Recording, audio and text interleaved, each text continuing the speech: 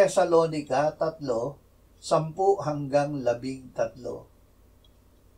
Gabit araw ay masikap naming idinadalangin na makita namin kayo ng mukhaan at aming maibalik ang anumang kulang sa inyong pananampalataya. Ngayon patnubaya nawa ng ating Diyos at Ama ng ating Panginoong Hesus ang aming paglalakbay patungo sa inyo. At naway palaguin at pasaganain kayo ng Panginoon sa pag-ibig sa isa't isa at sa lahat ng tao, gaya naman namin sa inyo. Patibayin nawa niya ang inyong mga puso sa kabanalan upang maging walang kapintasan sa harapan ng ating Diyos at Ama sa pagdating ng ating Panginoong Hesus na kasama ang lahat ng kanyang mga banal. Pinababanal.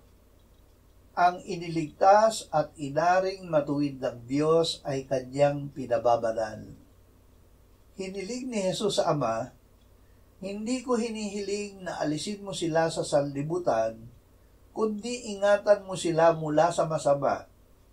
Hindi sila taga-sanlibutan, na gaya ko na hindi taga-sanlibutan. Pabanalin mo sila sa katotohanan, ang salita mo ay katotohanan." Ang panalangin ito ay tinugon ng Ama dahil sa dugo ni Jesus.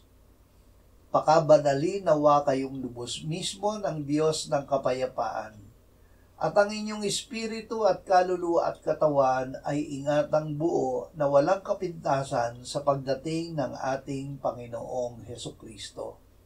Tapat ang sa inyo'y tumatawag, nagagawa rin naman dito.